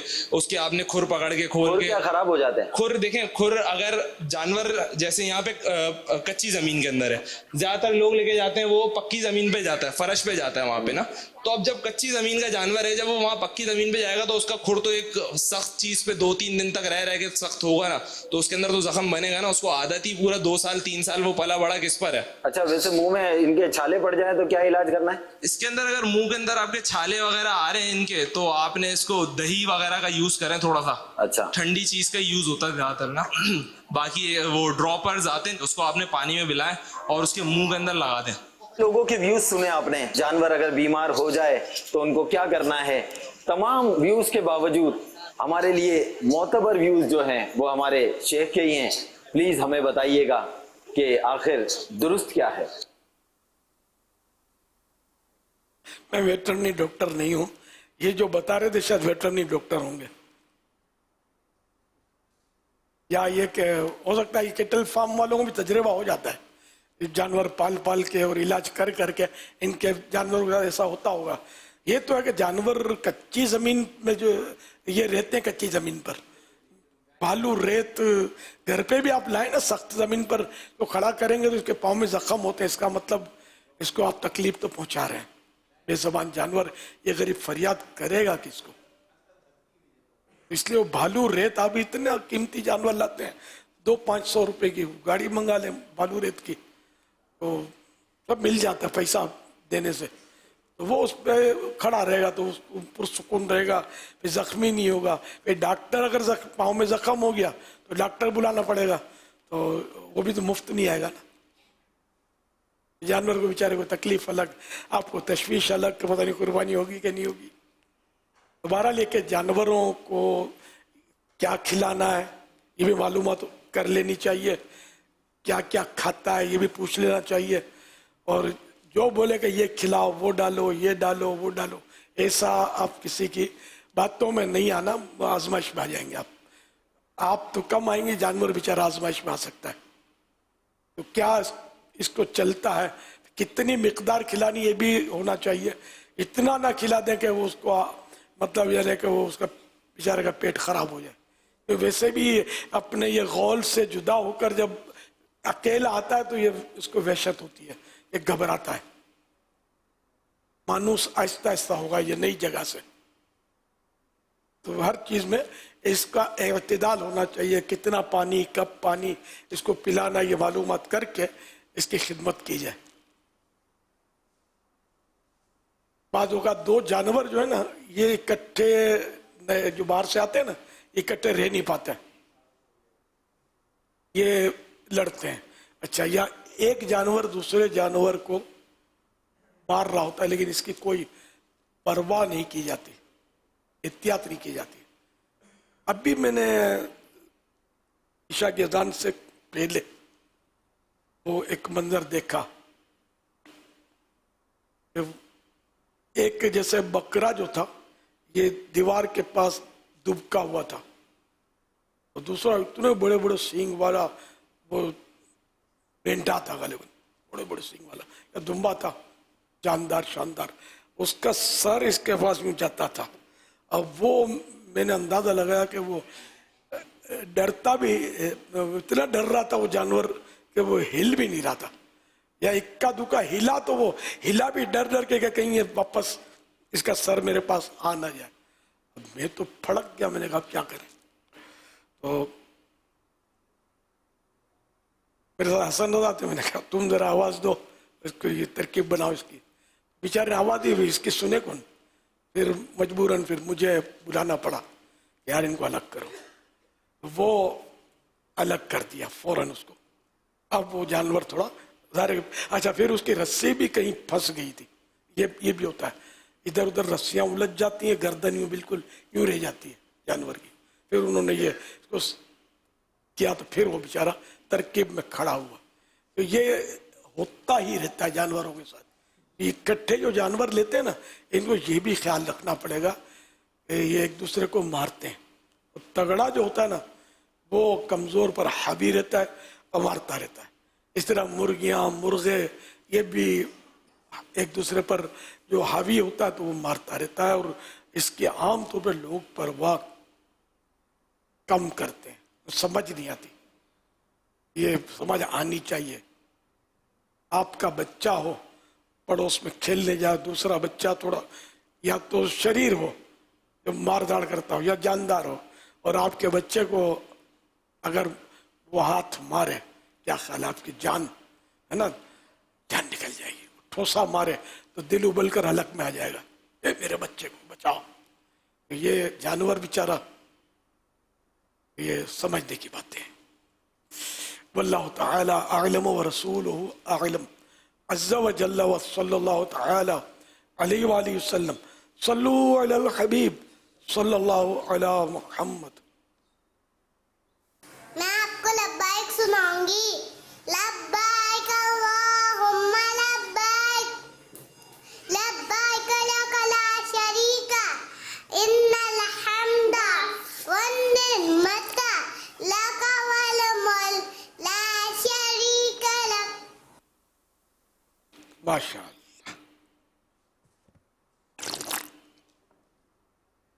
एक बार फिर मदीने आका बुला रहे हैं, रहमत की भीख देने दर पे बुला रहे हैं। आका मदीने वाले दर पे बुला रहे हैं, आका मदीने वाले दर पे बुला रहे हैं, आका मदीने वाले दर पे बुला रहे हैं। मुझे हर साल तुम हज पर बुलाना या रसूल अल्लाह, बुलाना और मदीना भी दिखाना या रसूल अल्लाह। मुझे हर साल तुम हज पर बुलाना या रसूल अल्लाह। आप हज पर जा रहे हैं, आप परेशान क्यों हैं? जी मेरे जहन में एक सवाल है। आप परेशान ना हो, आप अमीर अहले सुन्नत से अपना सवाल कर लें। अमीर अहले सुन्नत से मेरा सवाल है, नियत के बाद अहराम के लिए एक बार लब्बैक कहना ज़रूरी है, डेफ के लिए क्या हुक्म होगा? गूंगा हो तो उसे चाहिए कि होंठ को जुम्बिश दे, यानी तसव्वुर में लब्बैक कहे लेकिन होंठों को यानी यूं होंठों को भी साथ में वो हिलाए। तो गूंगा जो है वो जब लब्बैक पढ़ेगा एहराम के बाद, तो एहराम की नियत करके जब लब्बैक कहेगा तो वो लब्बैक में होंठों को जुम्बिश दे, होंठों को हिलाए। वल्लाहु तआला अअलम व रसूलुहु अअलम। अज़्ज़ा व जल्ल व सल्लल्लाहु तआला अलैहि व आलिहि वसल्लम।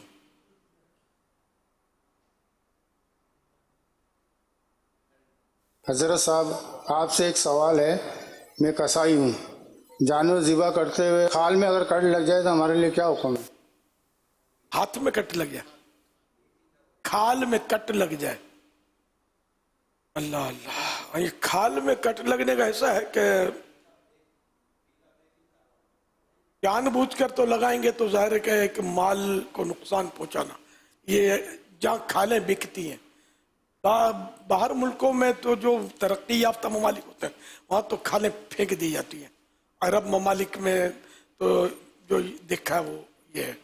तो अब ऐसी सूरत में तो खाल के टुकड़े टुकड़े करके भी अगर निकाल के फेंक दिए तो वहाँ कोई प्रोसेसिंग का निज़ाम नहीं है, वो फेंका ही जाता है, वो तो एक अलग मसला हुआ।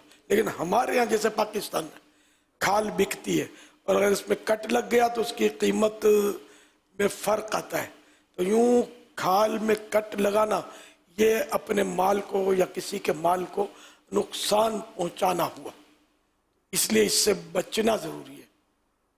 ये शरन क्या होगा? ये बचना भी होगा और वाकई ऐसा हो गया है तो फिर मालिक को बता भी दे इस हवाले से। जानवर यानी गुनाहगार होगा, यानी जानबूझकर इसने वो जल्दी मचाई हुई खाल इधर कट उधर कट, अरे कीमत उसने ज़ाया कर दी, कम कर दी उसने, गुनाहगार होगा ये। और अब एक मालिक को जहाँ तक बताने का ताल्लुक है, मालिक को वैसे सूचका नहीं पड़ता इतना आमतौर पे। अगर ये सूचका पड़ता होता ना मालिक को तो ये अच्छा गोश्त फरोश की तरकीब पहले से कर लेता। तो ये पकड़ के मतलब جو بیٹھے ہوتے ہیں لوگ ان کو پکڑ کے ان میں سے لے آتے ہیں. اور یہ عام طور پہ جو اس طرح فارغ بیٹھے ہوتے ہیں ان میں ماہرین کم ہوتے ہوں گے اور وہ سستے بھی شاید ہوتے ہیں. تو اس طرح یہ کہ وہ کھال کو چارنی بنا دیتے ہوں گے. اس لیے گوشت فروش وہ ہو جو ماہر ہو. تو اس سے کیا کھال کی بھی بچت ہے اور گوشت کی بھی بچت ہے. ورنہ کیا وہ ان کے اوزار بھی اتنے مضبوط نہیں ہوتے ہوں گے, سارا سال ان کو تجربہ نہیں ہوتا, تو ہڈیوں کا بھی چورا تو آڑا ٹیڑھا وہ پیس بناتے ہوں گے.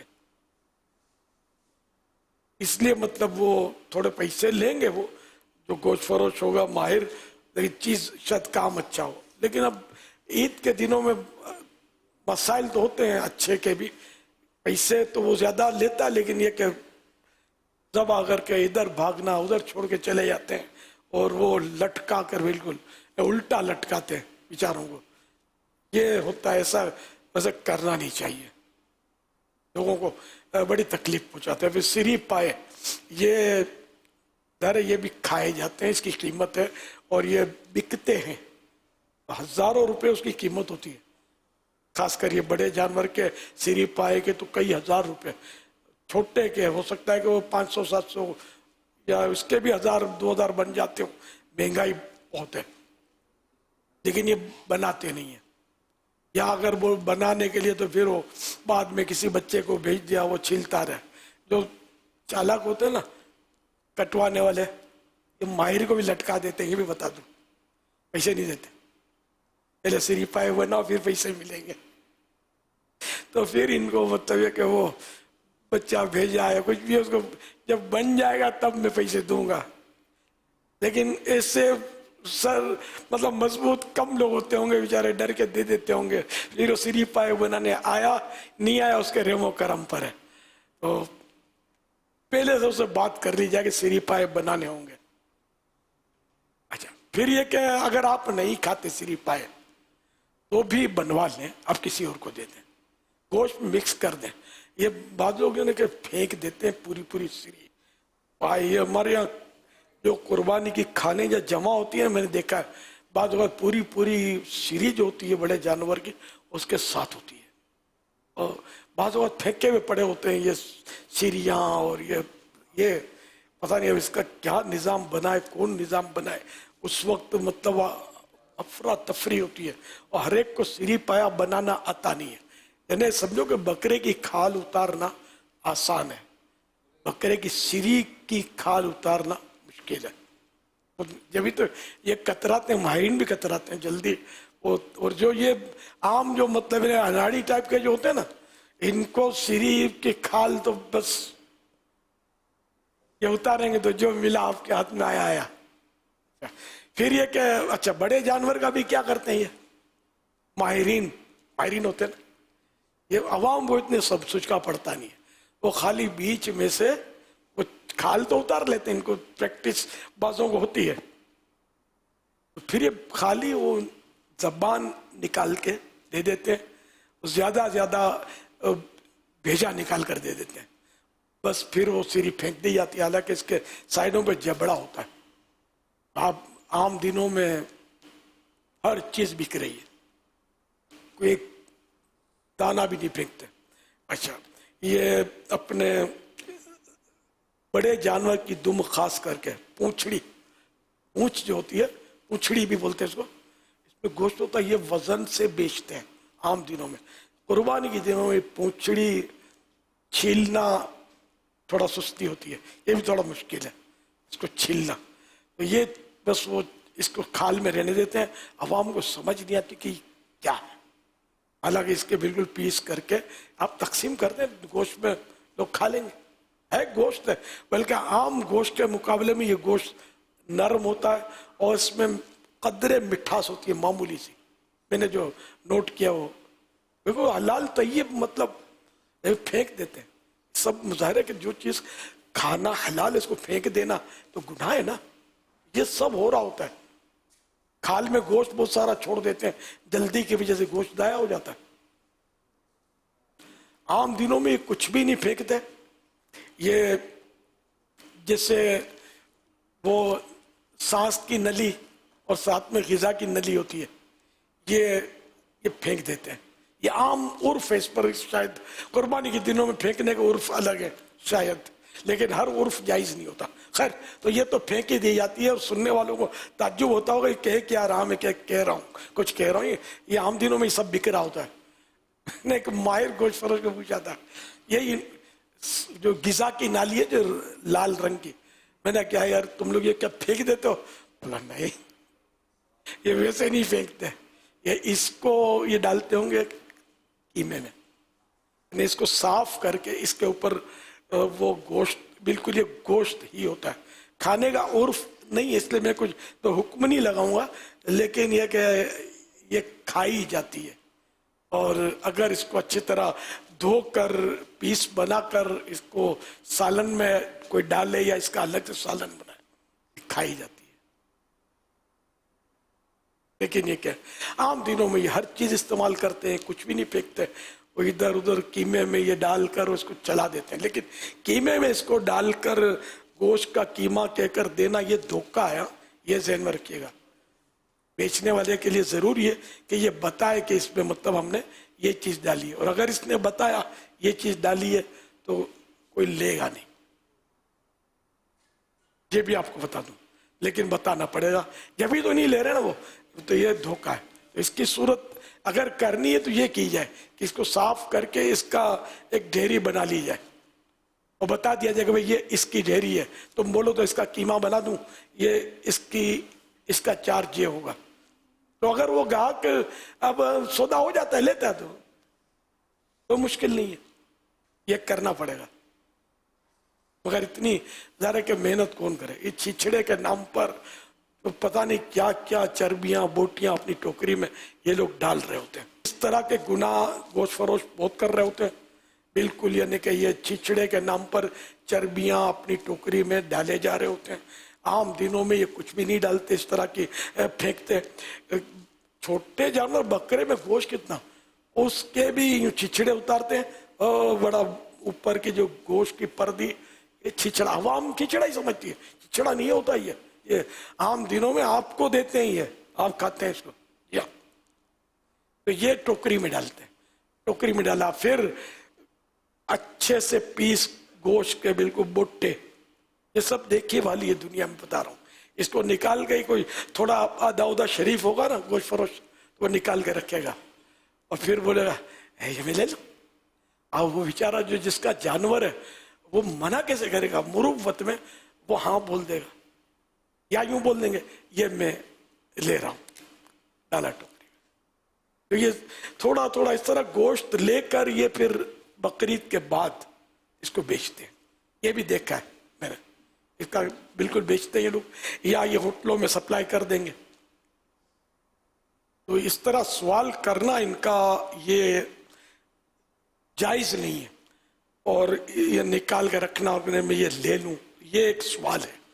اگلا مروت میں کہہ رہا ہے کہ لے لو, لیکن بہرحال یہ سوال ہے, اور یہ اس طرح کا سوال کرنے والا گوشت فروش یہ گناہ گار ہے. ہاں, اگر گوشت فروش کے سوال کیے بغیر, کچھ کہے بغیر وہ اس نے مطلب خود ہی اٹھا کے دے دیا تو وہ الگ بات ہے, جس کا جانور ہے. یا وہ بانٹ رہا ہے گوشت, بازوات وہیں جانور کٹواتے وہیں بانٹ رہے, اب گوشت فروش نے بھی ہاتھ بڑھا دیا, وہ لے لیا, تب بھی جائز ہے. ورنہ وہ خیر اتنی محنت نہیں کرتے, یہ بس وہ ترکیب سے اپنی پسند کا نکال کر جو جس کا دام زیادہ اچھا ہے وہ اس طرح کی بوٹیاں ہڈیاں نکال کر وہ ترکیبیں بنا رہے ہوتے ہیں. ایسا نہ کیا کریں. گوشت فروش کیوں مطلب اپنے پیٹ میں اور بچوں کے پیٹ میں حرام ڈالتے ہیں؟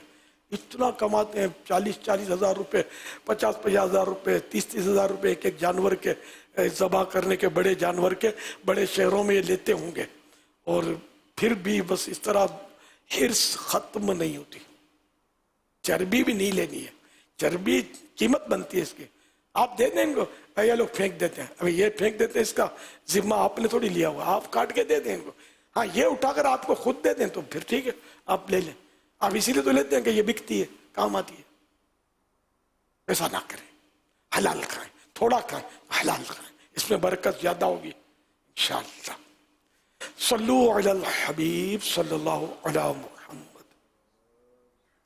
حضرت صاحب آپ سے سوال یہ پوچھنا ہے کہ اگر وقت دیگر جو ہے اگر وقت کے پاس وقت قربانی کا ہو جائے اور اگر جس قصاب کو ہم نے ہائر کیا ہے جس کو ہم نے بلایا ہے ذبح کرنے کے لیے جانور کو اور اگر وہ نہ آئے اور کسی اور قصاب سے ہم نے جانور کو ذبح کرا لیا تو پہلے والے قصاب کو ہم کیا کوئی پینلٹی وغیرہ دینی ہوگی؟ پینلٹی آئے گی، اس نے کام ہی نہیں کیا، اجرت کس بات کی؟ اور ٹائم جو کمنڈمنٹ ہوا تھا آپ کا اس کے ٹائم اس نے نکال دیا تو اب کچھ بھی نہیں، آپ آزاد ہیں۔ ہاں اگر وہ لڑائی کرتا ہے یا اس کا شر پہنچے گا، آپ کو خطرہ ہے اور اس وجہ سے آپ کچھ دیتے ہیں تو یہ اس کے شر سے بچنے کے لیے تو آپ کے لیے جائز، اس کے لیے رشوت حرام۔ صلو علی الحبیب صلی اللہ علیہ وسلم۔ میرے اہل سنت مولانا الیاس قادری صاحب سے سوال ہے کہ جو ہمارے جیلوں میں بند ہیں، جو کہ گھر میں جو سربراہ ہوتے ہیں تو باقی لواحقین جو ہے وہ قربانی نہیں کر سکتے، تو ایسی صورت میں کیا ان پر قربانی کرنا واجب ہے یا ان کی رہائی تک وہ جو ہے ان کو معافی ہے اس چیز کی؟ اسلام میں دین میں اس کا کیا کنسیپٹ ہے؟ پلیز اس میں رہنمائی کیجیے۔ جو گھر میں ہیں ان میں اگر کوئی صاحب نصاب ہے اور وہ شرائط پائے جاتے ہیں تو ہر فرد پر اپنی اپنی طرف سے اس میں قربانی واجب ہوتی ہے، یہ دوسرے پر نہیں ہوتی کہ باپ ہے تو بیٹوں کی طرف سے قربانی ہے، بیٹا ہے تو ماں باپ کی طرف سے قربانی واجب، ایسا نہیں ہے۔ جس پر واجب ہو وہ قربانی کرے، اور رہا قیدی پر واجب صاحب نصاب ہو تو واجب تو ہو کیونکہ قیدی ہونا کوئی اس میں قید نہیں ہے، اصل یہ کہ وہ مقیم ہو۔ تو اب یہ ہے کہ اگر اس کے پاس رقم وغیرہ نہیں ہے جس کی وجہ سے وہ کروا سکے، بندوبست کوئی کر نہیں پا رہا اور نہ کوئی اس کے ساتھ تعاون کر رہا ہے، تو اس وقت نہیں کرے گا تو گناہ گار تو نہیں ہوگا، لیکن جب اس کو گنجائش ہوگی جب وہ نکلے گا باہر اور صاحب نصاب یہ پہلے ہی تھا تو اب اس کی جگہ اس کو ایک بکرے کی قیمت صدقہ کرنا پڑے گی۔ اور جیسے انہوں نے کہا تو آج کے دور میں تو ویسے رابطے بھی ممکن ہوتے ہیں، تو اپنا کسی کو وکیل مقرر کر سکتا ہے کہ اس کی طرف سے وہ قربانی کر دے۔ اب اللہ بہتر جانے، رابطے بھی اس کا فون وغیرہ کی سہولت دیتے ہیں جیل میں؟ دن تو ہوتے ہیں ملاقات کے، ملاقات کے دن تو ہوتے ہیں۔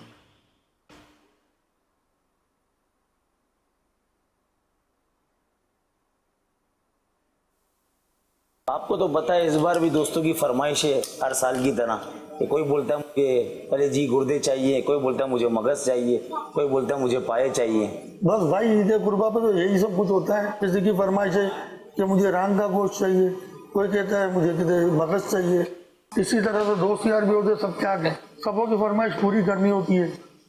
ہاں اسی طرح ہی ہوتا ہے ہر بار، اور عید کا مزہ بھی اسی میں ہی ہے کہ مل بانٹ کے سبوں کو گوشت دیا جائے، غریبوں میں گوشت تقسیم کیا جائے، اور یہی قربانی کا اصل مزہ ہے۔ تو اصل عید قربا بھی تو میرے بھائی یہی ہے کہ دل سے آپ جانور لیں، خوشی سے اس کو قربان کریں اللہ کی راہ میں۔ ماشاءاللہ، یہی سوال ہم امیر اہل سنت سے کر لیتے ہیں۔ حضرت صاحب سے میرا یہ سوال ہے، اسلام میں گوشت کی تقسیم کے بارے میں کیا طریقہ کار بتایا گیا ہے، ہماری رہنمائی فرمائیے۔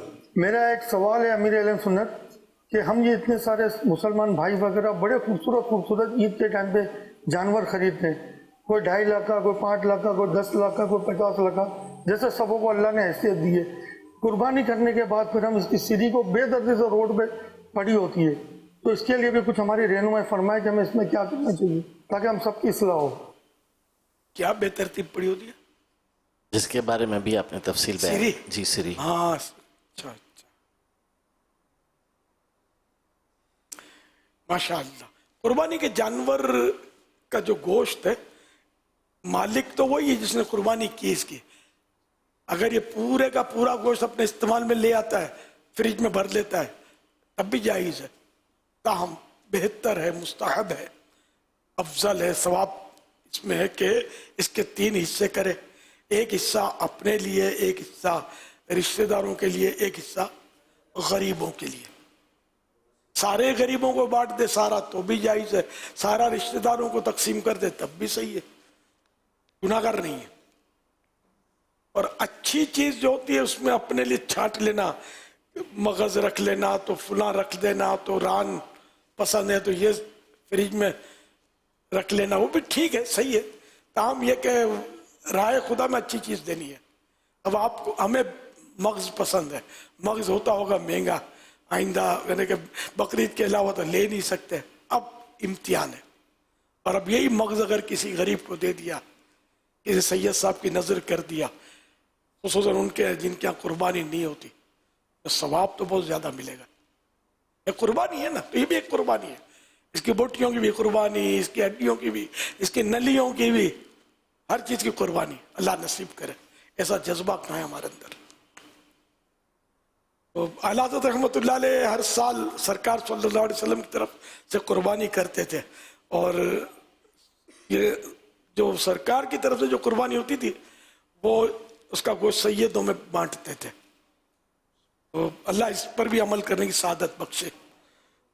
तो खैर, तो इस तरह इन्होंने ये सवाल किया, और साथ में सीरी इसको छोड़ देते हैं। तो वो सीरी पर अभी काफ़ी मैंने तफसील अर्ज की कि वो जो गोश्त फरोश है इसमें ताउन कम करते हैं, टाइम लगता है इसमें सीरी पाइप बनाने में। लेकिन ये फेंकने की चीज़ नहीं, ये माल है, कीमत है, हज़ारों रुपए इसकी कीमत है। तो ये बिल्कुल बनानी चाहिए, उसी तरह बनानी चाहिए जिस तरह ये बेचने के वक्त बनाते हैं। ये मुसीबत है कि बनाते भी हैं तो बेचने वाले अंदाज में नहीं बनाते, ये ज़बान निकाल लेंगे, इसकी भेजा निकाल लेंगे, वो दे देंगे, बाकी फेंक दिया जाता है। कभी ये होता होगा थोड़ा जबड़ा भी चीर के दे देते हो, कोई थोड़ा बहुत शरीफ होता होगा तो ये बस इतना वो हड्डियों का ढांचा उसको फेंक देते, हालांकि इसके अंदर इसको काटें तो फिर गोश्त होता है। यहाँ तक के जो जानवर का तालू जो होता है ना, ये तालू कहते हैं इसको, इसमें भी जो इसकी जो खाल नजर आती है ना, ये भी खाई जाती है। बिल्कुल बिल्कुल आप खाएं, आपको मजा ना आए पैसा वापस, ये मुबालगा कर रहा हूँ, यानी वो टेस्टी होती है, ये फेंक देंगे। खुद अपने बेचने के लिए जब इनकी तरकीब होगी ना, ये वजन से बेचेंगे, तो ये हर चीज बेचते हैं, इवन हड्डियां भी बेचते हैं, हड्डी भी नहीं फेंकते। लेकिन आम आदमी के लिए जो कुर्बानी करता है उसके लिए अब हड्डी बेचना ये वाकई, और एक का ये पीस कहाँ बेचने जाएगा, सबको पता नहीं होता, उसकी दूसरी बात है। लेकिन बहुत सारी चीज फेंक देते हैं। फेफड़ा हमारे यहाँ फेंक दिया जाता है इन दिनों में, फेफड़ा आम दिनों में ये बड़े जानवर का भी बाकायदा बिकता है। छोटे का तो आपने देखा होगा कि वो बड़े का भी बिकता है, सब हर चीज बिकती है। फेफड़ा, उसका पाइप, जो नल की सांस की, हर चीज काम की होती है। वो खुर जो होता है ना पाए का, ये पाए भी इस तरह बेदर्दी से बनाते हैं, जब गाहक लेगा कि खुर के भी आधे उधे उड़ा देते हैं ठा ठा करके। ये भी बकरे के बढ़ाएगा तो ये पूरा ही फेंक देते होंगे, इन खासकर बकरीद के दिनों में, आम दिनों में नहीं। बड़ी कीमत होती है उसकी। पाए का लजीज तरीन हिस्सा जो है ना, ये उसका खुर है। खुर का बाकायदा जो खोल ये नहीं उतार देंगे, और ये नहीं उतार सकते बड़े जानवर का खोल, छोटे का भी नहीं उतरता। ये उतरता है उबाल कर या आग में भून कर। ये इन दिनों भी बल्कि सारा साल मखसूस जगह होती है इसकी, यहाँ ये पाए सीरी ये भूने जाते हैं, उबाले जाते हैं। ये पैसे लेकर उबाल कर देंगे आपको, सारा फ्रेश करके बाल ओल उतार कर, पाए के बूट निकाल कर, खुर पे बूट होते हैं ना, बूटी बोलूं क्या बोलूं इसको, हॉल जो होता है, ये सब निकाल के आपको तैयार करके, टुकड़े करके नहीं देंगे, ये सब निकाल के आपको ये देंगे। फिर आप कहीं और कटवा ले, सब उजरत पर सब काम हो जाता। तो ये बहुत उम्दा डिशें बनती हैं इसकी। और अगर आप नहीं खाते कोई बात नहीं, आप इस तरह उबलवा कर, ये करवा कर अगर किसी गरीब को तोहफा देंगे, किसी सैयद साहब की नजर करेंगे, तो उनके दिल से दुआएं निकलेंगी। एक तादाद है, भारी तादाद है जो इनको भी खाती है, और है गिज़ा, ये फेंकने की चीज नहीं है। सल्लु अलल हबीब सल्लल्लाहु अलैहि मुहम्मद, फरमान आखिरी नबी सल्लल्लाहु अलैहि वसल्लम, ला इलाहा इल्लल्लाहुल हलीमुल करीम, सुब्हानल्लाहि रब्बिस समावाति सब'i रब्बिल अर्शिल अज़ीम। जिसने 3 मरतबा पढ़ा तो उसने गोया शब कद्र हासिल कर ली। आइए मिलकर पढ़ते हैं। لا الہ الا اللہ الحلیم الکریم سبحان اللہ رب السماوات السبع رب العرش العظیم لا الہ الا اللہ الحلیم الکریم سبحان اللہ رب السماوات السبع رب العرش العظیم لا الہ الا اللہ الحلیم الکریم سبحان اللہ رب السماوات السبع رب العرش العظیم صلو علی الحبیب. حضرت سیدنا عبداللہ بن عمرو بن عاص رضی اللہ عنہ فرماتے جو یہ دعا کسی مجلس سے اٹھتے وقت 3 مرتبہ پڑھے تو اس کی خطائیں مٹا دی جاتی ہیں، اور جو مجلس خیر و مجلس ذکر میں پڑھے تو اس کے لیے خیر یعنی بھلائی پر مول لگا دی جائے گی. آئیے مل کے پڑھتے ہیں. سبحانک اللہم وبحمدک لا الہ الا انت استغفرک واتوب الیک. سبحانک اللہم وبحمدک لا الہ الا انت استغفرک واتوب الیک. سبحانک اللہم وبحمدک لا الہ الا انت استغفرک واتوب الیک. صلو علی الحبیب صلی اللہ علی محمد. مدنی مذاکرہ مدنی مذاکرہ مدنی مذاکرہ مدنی مذاکرہ مدنی مذاکرہ